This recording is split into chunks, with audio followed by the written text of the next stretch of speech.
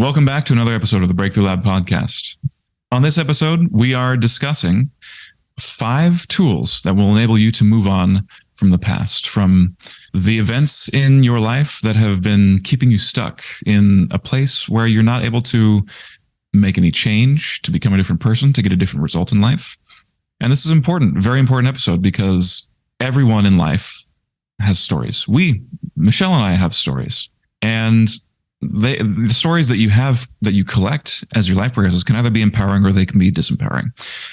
As people who think about this stuff a lot, we do our best. We try and be as mindful and cognizant of the stories that we have and collect in our lives as much as possible so that we can live an empowered life and get the results that we want in life. But it's the fact is that even for us who think about it all the time, it's not always easy. And sometimes we do get stuck in stuff. And I know that for the majority of people out there, not necessarily you, but maybe, a lot of times people do get stuck in disempowering stories. And what I mean by stories is, a story is it's how things got to be the way they are. I remember I read a book, I think it was by an author named Daniel Quinn. He wrote 2 books, one called Ishmael and one called Story of B. I don't remember which book it was, but he talks about, I think it was in Ishmael, where he brings up this idea of what is history. And history is really just a recounting of how things got to be the way that they are. And history is always told from the perspective of the victors. I just put air quotes around that word. But the people who were victorious, because, in the past and even now, wars have been fought, and the stories of those wars were told by the people who won the wars, because obviously the people who lost the wars didn't stick around to tell the story. And so in your head, you are constantly engaging in wars, in little battles with things that may trouble you or challenge you, or just things that you don't necessarily want to happen. But such is life. And we learn to deal with it. And what happens is that you are always going to be the winner. Our mind always wants us to be victorious. And in order, as a self-preservation method, if we view ourselves as the loser, it's going to put us in a very terrible state. So as much as we can, we try and view ourselves as winning in a situation. And the problem that happens is that the story that gets associated with that is not always true. I know someone who has a story about the women in his past, and most especially one woman in particular. And I've heard him tell me that he would be going on first dates with new women, and he would talk about what a bitch his ex-partner was, and talk about how she left him and she did this and that to him. And he would never get any further than the first date, and he would always complain about it and say, why are women so, no one loves me, I'm unlovable, obviously, because no one wants to talk to me after the first date, and why are women this way, and blah, blah, blah, blah, blah. Well, that's a story. And it's not helping either. On the other hand, you might be in a relationship right now, and you might talk about how awful your spouse is all the time, to your friends, to your therapist, to your parents or colleagues or whatever. And that's a story. And if you find yourself being stuck in the story, you might find that you or maybe someone you know is talking about the story a lot. And it's always a negative thing, isn't it? It seems like people with negative stories tend to talk about it more. They need to get it out. It's painful to keep it in. It's toxic. It messes you up. Now, there are less overtly toxic stories that we can tell ourselves in relationships. For example, as a new parent, maybe as a new mother, you might think that you can't leave your family alone to go on a work excursion or a little trip, a little weekend with your friends just to recharge and stuff, because you're afraid that they won't be able to survive without you. And maybe if you find that they do survive, if they can survive without you, then you might feel a way about that too. Maybe you might find some resentment in that. And a very common one that we all know is, once a cheater, always a cheater. That's a story. So if you've been cheated on, you might associate that all women are cheaters or all men are cheating, make a broad generalization about something that is really just something that happened to you one time or however many times. I've been cheated on And I don't go labeling women as cheaters because I don't even like the phrase once a cheater, always a cheater, or once a anything, always anything. Once a thief, always a thief. Once a liar, always a liar. It is limiting to the way that people can show up in your life. Because people are not their behaviors anyway. Indeed, people are not their behaviors. We might have stories around wealth, money, finances. Maybe you think that rich people are greedy. You might think that your friend who makes more money than you do should be paying for everything because they can afford it. And why shouldn't they? It's unfair, right? That's a story. I'm so busy all the time. I'm so busy with work and family and chores and blah, blah, blah. I'm so busy. I never have time to rest. I never have time to do what I want to do. That's a story. And it doesn't matter that these things may have a shred of truth to them. They're still stories and they're still disempowering. I used to have, and I don't even know if I would say I really had it because this is a syndrome and it doesn't really mean anything. But I had gut issues for a while, many years ago. IBS, irritable bowel syndrome. I dealt with that for a while. And the story that I created in my head was, well, I just can't eat anything except for like chicken and rice now because I've got IBS. That was a story and it was not serving me. And I was stuck in it for a while. I know people who have had long COVID who think their life is over now. And that's a story. And it's not true. Some men think that they're never going to have success with women because they're short. So no woman's ever going to want to be with me. I'm too short. Ridiculous. Or for women, it's like I'm not skinny enough, or my body isn't the right body. I don't have legging legs or a thigh gap or whatever. And I really like what you said about how these stories aren't true, even though maybe they may be true in the moment. The fact that we are telling them makes them more true. Yeah. If that makes sense. We're Absolutely. giving power to them. So anytime you repeat something that has happened in the past and you decide that, hey, I have ADD and that's why I can't be successful with my relationships or at work or whatever it is, or even further than that, something terrible happened to me. That's one that we hear a lot in our line of work. Mm-hmm. And even just being human beings on this planet, we know that our fellow humans, some of us have gone through some really rough things. Mm-hmm. Something terrible happened to me and now I can't amount to anything more in life. We put these limitations on ourselves. We decide we're not normal. And then to make things worse, we decide that no one will understand. Mm-hmm. And our words are magic. But when used in the wrong way, when we're not aware of that, they become black magic. That's right. It's from the 4 Agreements. Which we were just talking about before this episode. Yeah. Yes. Don Miguel Ruiz. Absolutely a must read for anybody who is interested in what Joshua just said. So the topic that we're talking about today, the reason this is so important is because if you've ever experienced any of these things, any of these stories, or if you know people around you who have experienced these stories, which everyone should be nodding their head right now because we all have stories. We already all decided this. My hands up. Wouldn't it be amazing to learn how do we shift out of those stories so that we don't continue reliving the past? And that way we make more room for what we actually want in our lives. And that's why we really want to talk about this today. And so we all know that we all have stories, and the quality of your life is going to come down to the quality of your stories and the meanings that you create in them. As Joshua already mentioned, are they empowering stories or are they disempowering stories? And the great thing is that we can recount our stories. We can retell our stories that were not empowering and make them more empowering. But the first step, just as with anything, is to realize when you're stuck in a story. Yeah. And realize that it is a story.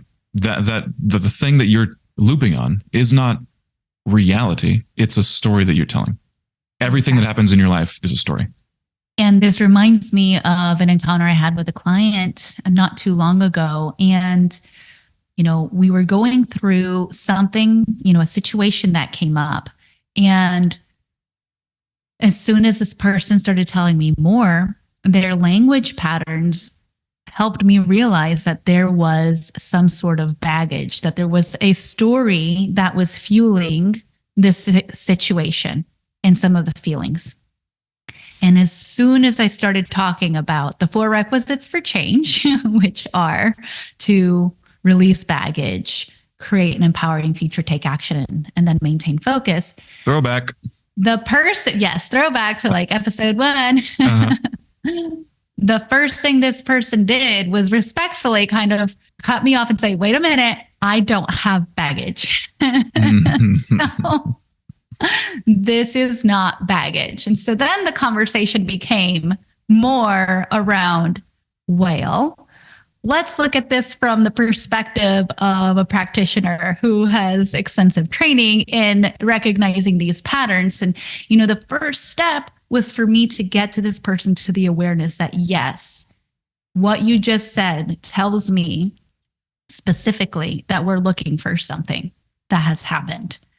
Once we crossed that bridge, the next one became, you know, digging deeper and trying to figure out what was the story? What is the story? What is the belief that underlies, you know, the creation of these circumstances? Because remember that when we have a belief, it creates a filter.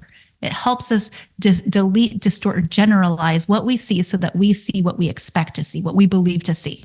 So through the telling of the situation, I was able to come up with a couple of different things that I thought might be appropriate.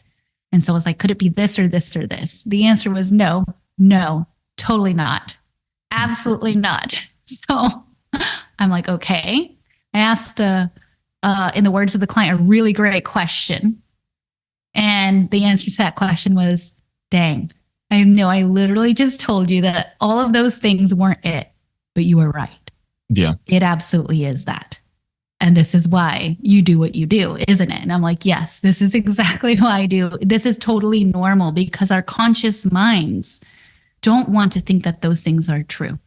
Right. We don't want to think we have baggage. We, especially when you are living this sort of life, you're into this sort of material, you're probably into personal growth and development. And how can I continue to elevate? We're working so hard at doing this that we don't want to think that we still have this issue that's clouding our perspective. Yeah. And what I told this person is like, this is great. The fact that this is happening is a wonderful thing because it's giving us an opportunity to find the story and to do something about it. And so instead of looking at it from the perspective of like, I can't believe I believe this, or I'm still dealing with that, or that I think that way at the unconscious level and being disappointed about it, learning to embrace that, celebrate it, and see it as an opportunity that great. Life is presenting me something that I can now release and get rid of. It was such a cool experience to, because that person could have chosen to continue to deny that they had a story. And so I, very much admire the individual for saying, you know what, I know I just said no to when you said these things, but actually, yes, you were right. It was one of those things that you mentioned. I think it's this. And from there, we were able to move on. My next question was like, great, do you want to release this? Of course, the answer was yes, let's get rid of this. Mm-hmm. And so the first step is always, as Joshua said, you have to realize that it's a story, come to terms with it, and even, change your perspective on it, right? Like see it as an opportunity to change. Yeah. This happened. These things are happening. Now, what can I do about it? How can I elevate from this? Yeah, it's so important to look at everything in life, everything that triggers you as an opportunity for growth and change, if you want to live an empowered life. And kudos to that person for doing the work with you and admitting to that. Were they the kind of person who was into personal development stuff, like you were saying? Very, very much so. In fact, I would say highly advanced, which can make it more difficult. Yeah, for sure. Absolutely. It just meant you said something that I wanted to note. You said that when you are really into this stuff, like you and I and that person, or you, the listener, probably, if you're listening to this podcast, you're probably very into it too. It can be difficult to admit that we still have stuff, still that we have baggage, that we have stories that we're telling ourselves that are not true necessarily. And that can make it very difficult. The other thing that can make it very difficult is that sometimes we just want to be right. And for us to think that the story that we're looping on, that we've told ourselves all this time, is not true now, can be a huge blow to the ego. And if you've read the work of Eckhart Tolle and how much he talks about the ego and it's how it tries to preserve itself and essentially the story of how things ought to be the way they are, that's such a difficult thing to overcome. Yeah, and it's actually one of the biggest roadblocks is the reason people get stuck in their story is because they have something to gain by being stuck in it. Yeah. So, like you said, confirmation that you were right, attention, love. There's a reason. Like, we don't just keep our stories. Our unconscious mind doesn't keep the story replaying over and over just because it happened. There's always a reason to keep on holding on to it. Right. Otherwise, you would loop on everything in your life, good or bad. You would loop on the shower that you took or whatever, like you're absolutely right. The big thing that keeps us stuck in the story is that we think we have something to gain from it. Love the way you said that. Once you're able to get to the point where you're embracing that, hey, you're right, crap, I have a story. And, I've been holding on to it for whatever reason. The next step becomes to realize that every time you tell this story, whether it's in your own mind, like, oh, that happened because of what happened to me in the past, or out loud by recounting it to friends, you are literally remanifesting your story. Yes. Think about that. You are literally remanifesting everything that you say, because as Joshua said earlier, your words are magic. They're powerful. Your unconscious mind is eavesdropping on everything you say internally in your head or externally, or even what other people are saying. And so if you're around a negative environment where people are saying negative things all the time, or you're constantly looping a situation over and over and over and over and over, or you're going out to happy hour and telling all your friends how miserable you are and just telling the story of how awful things are for you, your unconscious mind, I heard such a great analogy from my mentor, and he actually got it from one of our peers in the coaching community. He's actually an ex-NFL Super Bowl champ. His work with mindset with NLP actually helped his team win the Super Bowl. I won't get into that, but yeah, powerful stuff. So he's a true believer, but the way he explains it is that think of your conscious mind as like a 5-year-old. Okay, your conscious mind is a 5-year-old, and think of your unconscious mind as a dog, a little puppy. And think about your conscious mind, aka the 5-year-old, going up to the dog and telling the dog, hey, I want you to know that I don't want this, and holds up a ball. No, okay? Yeah, I love this. Holds up a ball to the dog and says, I want you to know I don't want this, okay? So please don't bring it back to me. Please don't go after this, okay? But the dog doesn't speak English. The dog only sees the 5-year-old holding up the ball, and for anyone listening. And hearing a command it knows, bring it back to me. Exactly. Yes. Yeah. And it doesn't understand the word don't. Right. It just sees a visual. And so what does the conscious mind do? Throws the ball and says, hey, I don't want this, okay? And what does the unconscious mind do? Yeah. It says, oh, let me get it. I gets it. And that's a brilliant analogy. Isn't it? Like totally kudos to him, Chuki Okobi. And he, and so I hope that paints a powerful illustration of why, since your unconscious mind is literally listening to everything you are saying, even though you're talking about how miserable it is and how much you don't want it to happen anymore, why does it keep on happening? it's just getting this visual, because the unconscious mind thinks in pictures of you thinking about that thing that you don't want anymore. And all it can understand is you want more of this because you talk about it a lot. You think about it a lot. You surround yourself with this stuff. This must be what you want, because this is what you're focusing on. Sounds like me when I had IBS or hemorrhoids even. Or anything. Any illness. Like, sounds like me too. And this is linked very closely to the fourth requisite for change. Focus on what you want, not on what you don't want. And so that is why, if one of the biggest tools we have is to start thinking more about the things that we want, stop talking about the story. So we know that you don't want to be living that way anymore. What do you want instead? What do you want instead of that? Talk about that. Think about that. Train your mind to see those visuals, to hear those things, to feel the feelings associated to those things. And, this can be so hard to do, especially if you have some sort of illness. Joshua with his IBS, I have had my own fair share of sleep issues, digestive issues, all the issues. And even there, one of the most groundbreaking things that I learned is that 99% of all diseases are psychosomatic. That means that they originate in your brain. That doesn't mean that they're not real. It means that they originate in your mind. And the more you think about it, the more you perpetuate, the more you continue to program your body to create a disease. Now, we can choose to look at this as a negative thing, or we can choose to look at this as a positive thing, because this is great. It means that if we can change the way we think, we can change our mind, we can change what we're experiencing as well. I love, by the way, that you just said that it doesn't mean it's not real. It just means that it's originated in your mind, because I actually have always heard the word psychosomatic and thought that it was sort of a dismissive way of talking about something that's happening. Like, oh, it's just psychosomatic. Like we shouldn't, take it seriously or something.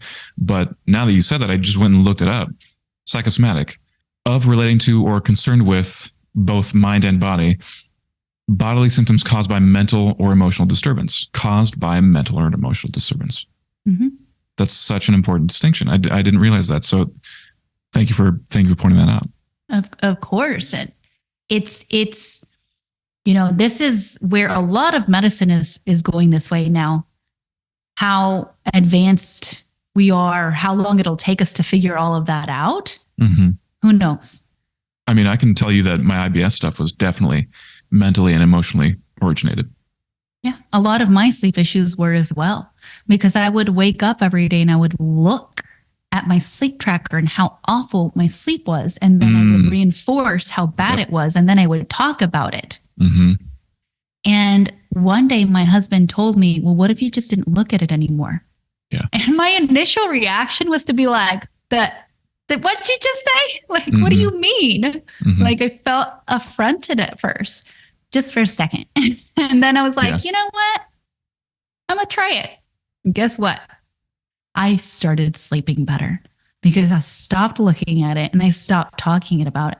And I even got to the point where I was like, honey, please don't ask me how I slept in the morning. Because if I repeat it, then I just ingrain it if it wasn't good. Yeah. It becomes the story. Yeah. And so when we start thinking about the things in our lives, all of the events in our lives, including any illnesses, that it originated in our mind, that means that we can uncreate it. We created it there. We can also uncreate it. And it becomes very important, again, to make sure that you first examine, why am I creating this in the first place? Like, what am I getting out of it? We already discussed this, and it's just another reason, another very important reason to look into this, because it just reminds me of like a funny story about my dog, Biscuit. I love that dog. And at a certain point, I moved out of my parents' house, and he did not like the apartment life. So he ended up staying at my parents' house. And anytime I would go visit, of course, he would get lots of cuddles, and he loved attention. He was a very jealous dog. Like, if I went and cuddled my parents, or my parents gave me attention, he would start barking and get in the middle of it. Well, I remember one time I was leaving my parents' house and I think he was running up behind me and I accidentally stepped on his little paw. And I felt so bad. And then I was, just like, oh my gosh. And I was babying my dog. Of course, I was just like caressing him. And I even got like a little something to wrap his little paw, and he was limping and all this stuff. I ended up staying like an extra few hours to, I just felt so terrible. Well, turns out my parents called me later, and as soon as I left, the dog started walking just fine, like completely normally. Oh man, yeah. And I was like, what? Like, I was conned by this dog because he was getting so much tension out of it. And but that happens, doesn't, like, if it even happens with our pets, we do it too. Yep. We do it too. And we have something to gain from having some sort of bad thing happening to us. I'm specifically talking about, some sort of health thing here, but it's not just always about health. I was recently working with someone who had done a lot of release work and was having a really hard time with a very specific topic, like just something that kept coming up, a story that just kept coming up over and over and over and over. And again, someone who's very advanced on the path, who is doing all of this work, and being a part of this situation with this person really, really drove it home for me how important it is to really understand what you may be gaining out of keeping a story. Because after drilling down and drilling down and drilling down, we found that this person was using fear as motivation to get things done and become a better person. Like, if I don't become a better person, then this is going to happen to me? Like actually using fear as a motivator. And so because this person valued becoming a better person and achieving things, they did not want to let go of the fear. At an unconscious level, they wouldn't let go of fear because it would then not allow them, in the way they constructed their reality, to achieve and become a better person. So I have to be fearful in order to continue to grow and be a good person, which doesn't make sense. And this person said the same thing. And these are the kinds of things that we create in our minds. These are the kinds of stories that our unconscious mind thinks, hey, this is how we're going to get what we want. This is what you said you wanted. Again, think of the dog. They only see the picture. They think, hey, and sometimes we can get to the bottom of it on our own, of like, hey, what do I have to gain out of this? And sometimes, like in the case of this individual, like we really had to dig really, really deep and take a deep dive to figure out, like, well, this is why you've been holding on to this. As working with another individual who also, same thing, they realized that the reason that they were keeping themselves in a negative state was for the attention. They'd had some traumatic things, like a traumatic upbringing. And when we got to, hey, here's what the root cause is, here's the big story that you've been telling yourself. And we were digging even deeper to find out, well, why do you have this story? What purpose does it serve? What are you getting out of keeping this? And it was such a big aha moment that, like, I'm getting attention. Yeah. I've helped people with anxiety who have that motivator. Because I didn't ever get the love and attention that I needed. Yeah. And this is the only way that I could do that. And that was just like such a moment of, oh my gosh, because as soon as you can find out that you have something like that, so if you've been having a hard time letting go of something, sometimes it's worth it. It's an indicator that, hey, there's a reason that you have somehow in there that I should keep this. And finding that literally sets you free, because now that you have found out what the story is, and now you've found out what the reason was to keep it, you can choose to retell it in a different way. And that's the big thing, that when you keep reliving the story over and over, you're not learning the lesson from it. You're just giving one version of what it means, right? We talked about how the stories that we have, we assign meaning to them. Mm-hmm. Or maybe you think you think you've learned the lesson, but it's not actually the lesson. Exactly, because lessons are always going to be positive about the future and about yourself. It's not going to be about others. It's not going to be negative, and it's not going to be about something you should have done differently in the past. Right. And so we might even think that the story itself is the lesson. Like women are cheaters. That's the lesson. No, that's the story. You might extrapolate from that story. Well, the lesson is I shouldn't trust women. Doesn't fit the criteria that you just said. It's not empowering. When you get to the point where you can figure out, A, I have a story. B, if appropriate, this is why I was keeping it. Now I want it to be something different. I can look back in the past and I can see it through different eyes, because you can see, hey, this is why I've been creating this. But here's another meaning. And this is when you hear the incredible stories that somebody who's gone through such a horrific, traumatic event, all of a sudden is going out there and helping others by retelling their stories in a more empowering way. Yes. It's because they've been able to do this. Yeah. And that's the key here. That when we get stuck in our stories, I said earlier, hey, sometimes we get stuck in these stories like, well, this terrible thing happened to me, so now I'm stuck and nobody understands me. If that were true, then why are there other people who have gone through something similar and they are doing great? Yep. They are helping others.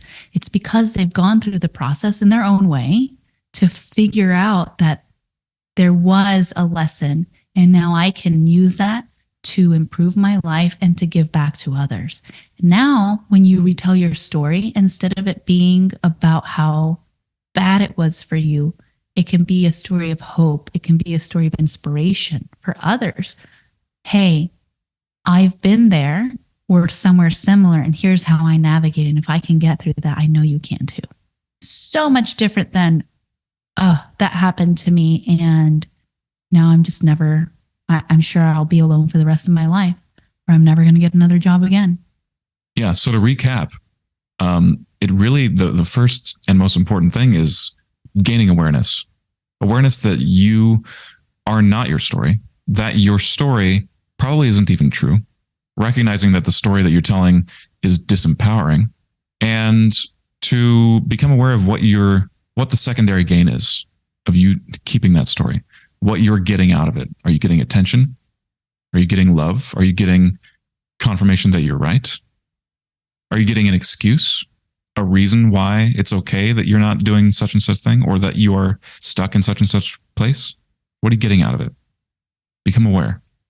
The second step is to reframe whatever it is that story is. Find a different way to tell it. Find a way to get beyond the limiting belief, thought, story, or narrative. And we've talked about this before. There's two different major ways that you can reframe, and that is by changing the meaning of something. So instead of saying, hey, I was cheated on, that means that all women are cheaters, it could be something like, hey, I was cheated on, that means that my soulmate is actually still out there looking for me, waiting for me to find them. Yep. That's a great reframe. Completely different way to look at it. So let's just, contextual reframe could be, instead of saying, oh, I'm so busy all the time, I'm overworked, I'm so overwhelmed, I've got so much going on. Well, what about 5 years from now, when because of all the hard work you've done, you've got an amazing family, amazing kids who are independent, and you are up the ladder in your job because of everything that you're doing. And now you are living that life that you've always wanted. Yeah. And the third thing that you can do is you can start building this into your daily habits to make a daily practice out of looking for even just one thing in your day-to-day life that you can change the meaning of or change the context of to reframe something into the positive. Yeah. And what that does is that it starts to train your brain to find the positive anytime you have a challenge. Yeah. Because remember the dog with the ball. So it'll be so much easier for you. For a fourth thing you can do, you can look into gratitude journaling. maybe every morning or every night or both, you can open up your journal and write down things that you are grateful for. And I don't mean things like the sun or, yeah, it's fine to write stuff like that. But the more specific you can be with this stuff, the better result you're going to get. The more it's going to be internalized, and more this will become just a daily, or not a daily, but a habitual thing you have of focusing on what's good and being grateful for it. It just trains you to be a more positive person and to look for the positive in life. Yeah. So, for example, instead of just writing, like Joshua said, the sun, well, why? Why are you grateful for the sun? Because when you dig deeper and find out why, the why is the actual thing you're grateful for, if that makes sense. Mm-hmm. And it helps you to really associate into it and supercharge that feeling, because once you start to bring the emotion into this, that's when you start to attract more of those positive things and train your brain to think in that way. And let me just say that my word of the year is gratitude. So one of the practices that I've done, first of all, is doing the why, like making sure that I associate into the why, but also every night I ask my 4-year-old what he is grateful for. And if my little 4-year-old dude, who only has 4 years of memories, and not even that, because I'm sure the first 2.5 are really fuzzy at best, he thinks of something new to say every single day. Every single night, he thinks of something different, even if it's from a memory of something that happened before. So if he can do this, we are certainly capable of finding things that we are grateful for in our day. Mm-hmm. And the 5th thing that you can do is to get the learning. So not just focusing on the positive, but what is there to learn about this that can allow me to move on from this story, that can help empower me, that I can use to my advantage, that I can use to inspire others. Mm-hmm. And really associate into that so that you can integrate it into your future. Beautiful. So again, those 5 things that you can do are to build more awareness, realizing that you're not your story, and if appropriate, even figuring out why you're holding on to it. Yeah. The second one is to reframe the stories, to reframe the limiting beliefs, thoughts, stories, and narratives that you've got. The third step is to reframe challenges on a daily basis so that you start to train your mind to do this automatically, and you become a more optimistic person as a result. The 4th thing is to do a gratitude journal and think about all of the things that you are grateful for in your life and why.